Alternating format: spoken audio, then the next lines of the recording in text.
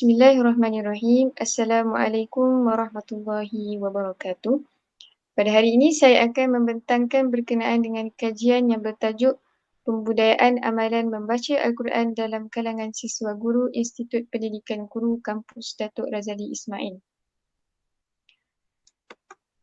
Fokus pembentangan adalah berkenaan dengan pengenalan, penyataan masalah, objektif dan persoalan kajian, metodologi kajian, dapatan kajian serta implikasi dan cadangan kajian lanjutan.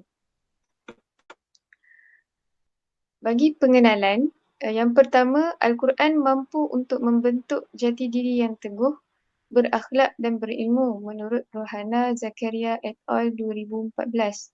Yang kedua, membaca Al-Quran secara berterusan dapat menjaga jiwa manusia untuk selalu hampir dengan Allah.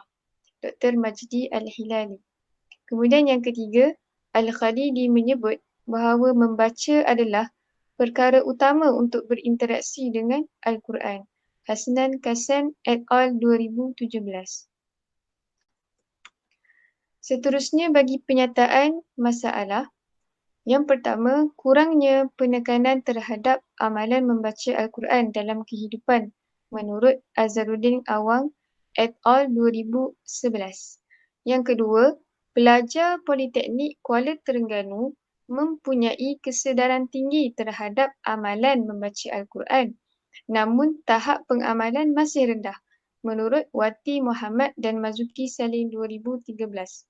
Yang ketiga, kurangnya kesedaran untuk hadir ke kelas Al-Quran kerana malas menurut Teddy Supriyadi dan J. Julia 2019.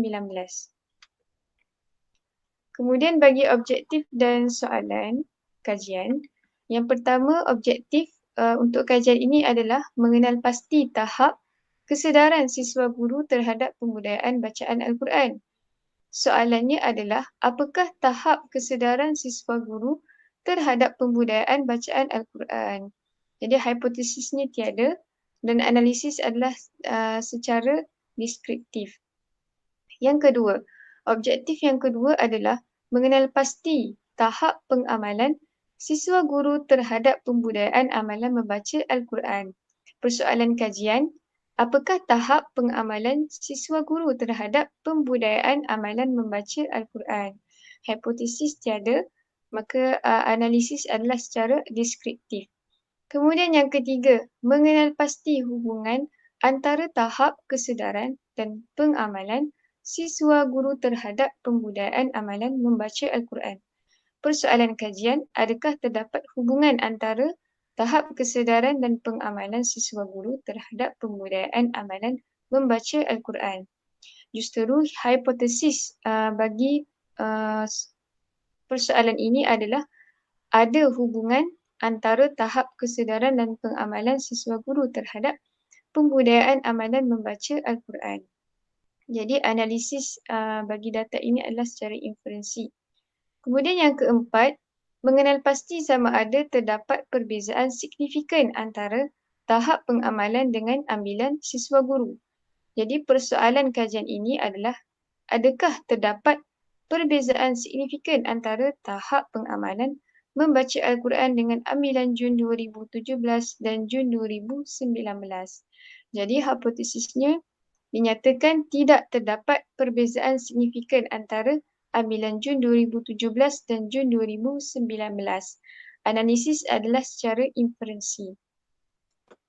Seterusnya, bagi metodologi kajian, berdasarkan kerangka konseptual kajian adalah menunjukkan bahawa profil demografi, option ambilan aliran sekolah menengah pendidikan awal Al-Quran adalah memberi pengaruh secara tidak langsung kepada kesedaran serta pengamalan. Kesedaran adalah dinyatakan berkenaan dengan kelebihan Al-Quran dan kepentingan membacanya. Kemudian pengamalan adalah bagaimana kaedah pengurusan masa, mempelajari ilmu tajwid serta kaedah membaca Al-Quran. Itulah yang memberi hubungan terhadap pembudayaan bacaan Al-Quran berdasarkan model bacaan Rasulullah SAW. Seterusnya, Bagi kajian ini, reka bentuknya adalah kuantitatif yang mana menggunakan kaedah tinjauan. Kemudian populasi adalah siswa guru IPG KDRI dan diwakili oleh sistem semester awal dan akhir. Untuk sampel adalah ambilan Jun 2019 seramai 123 orang. Kemudian ambilan Jun 2017 adalah seramai 86 orang. Hal ini jadual ataupun bilangan ini adalah berdasarkan kaedah persampelan rawak, mudah jadual Craigie dan Morgan. Jadi keseluruhan jumlah bagi sampel ini adalah 209. Kemudian untuk instrumen adalah dijalankan soal stik melalui Google Form yang mana terbahagi kepada 3 bahagian. Bahagian A adalah demografi, bahagian B adalah tahap kesedaran siswa guru terhadap pembudayaan amalan membaca Al-Quran dan bahagian C adalah tahap pengamalan bacaan Al-Quran siswa guru. Jadi soal selidik ini adalah adaptasi dan modifikasi daripada soal selidik Wati Muhammad dan Mazuki Salim 2013. Seterusnya, kaedah analisis data. Selepas soal selidik telah mendapat kesahan daripada pakar, justeru kajian rintis telah dijalankan menggunakan Alpha Cronbach. Dan statistik deskriptif adalah untuk menguji tahap kesedaran dan tahap pengamalan. Statistik inferensi adalah menggunakan pekali korelasi ataupun dipanggil korelasi Pearson dan ujian T. Dan ketiga-tiga ini adalah menggunakan perisian SPSS versi 20. Seterusnya, dapatan kajian. Bagi demografi, ambilan Jun 2017 dan Jun 2019, keseluruhan dapatan adalah menunjukkan bahawa responden menjawab soal selidik seramai 223 orang. Dan bagi Jun 2017 adalah seramai 90. Jun 2019 pula adalah 133 orang.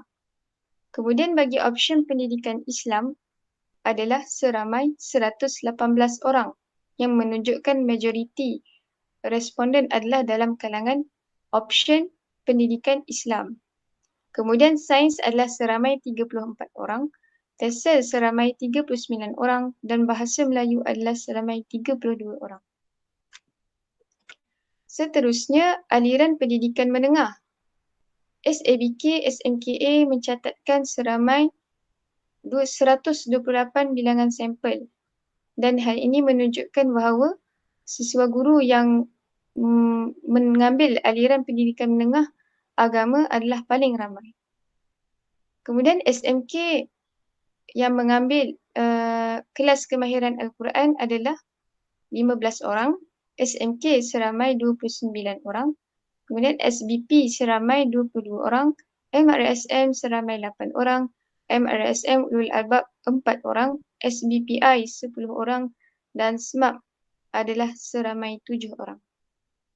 SMK adalah sekolah menengah kebangsaan, SBP adalah sekolah berasrama penuh, MRSM adalah Maktab Rendah Sains Marak. Kemudian SBPI adalah sekolah berasrama penuh berintegrasi dan SMAP adalah sekolah menengah agama persekutuan. Seterusnya, demografi asas pendidikan Al-Quran menunjukkan bahawa ibu bapa adalah bilangan yang ramai dijawab oleh responden iaitu seramai 181 orang. Dan yang paling sedikit adalah kelas kafah di sekolah. Seterusnya, pencapaian khatam Al-Quran siswa guru adalah seluruh responden menunjukkan bahawa mereka pernah khatam Al-Quran dan kebolehan membaca Al-Quran menunjukkan bahawa 211 orang baik dalam membaca Al-Quran dan 12 orang kurang lancar dalam membaca Al-Quran. Bagi menjawab persoalan yang pertama, persoalan kajian yang pertama, apakah tahap kesedaran terhadap pembudayaan amalan membaca Al-Quran?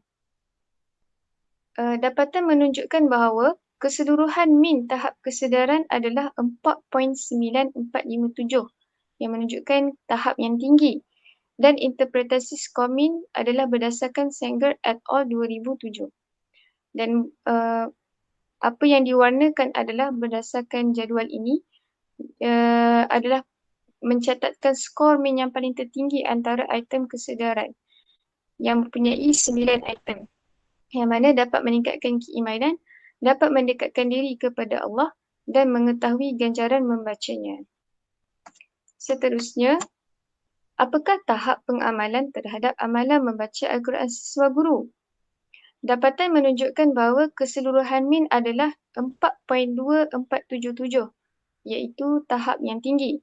Dan item yang ke-12 iaitu berfikir mengenai ancaman apabila melakukan sesuatu perkara dalam kehidupan mencatatkan skor min yang paling tinggi antara ke-13 keseluruhan item pengamalan.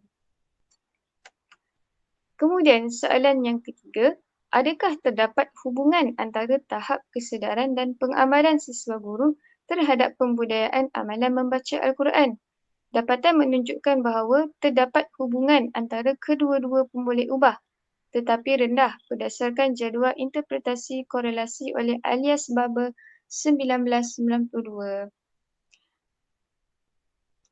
Seterusnya, adakah terdapat perbezaan signifikan antara tahap pengamalan membaca Al-Quran dengan ambilan siswa guru iaitu Jun 2017 dan Jun 2019? Dapatan menunjukkan tidak wujud perbezaan signifikan antara ambilan Jun 2017 dan Jun 2019. Perbincangan kajian, tahap kesedaran dalam membudayakan bacaan Al-Quran adalah pada tahap yang tinggi dan tahap pengamalan dalam membaca Al-Quran juga pada tahap yang tinggi.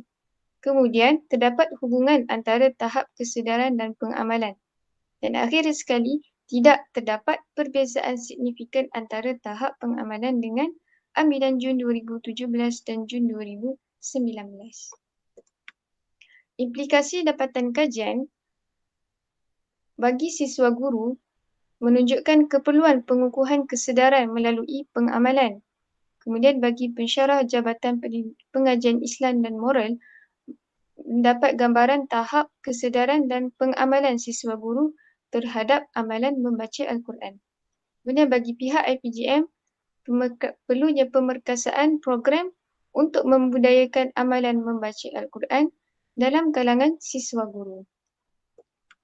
Seterusnya, bagi cadangan kajian lanjutan adalah mengadakan kajian kualitatif bagi menguji tahap penguasaan bacaan Al-Quran siswa guru.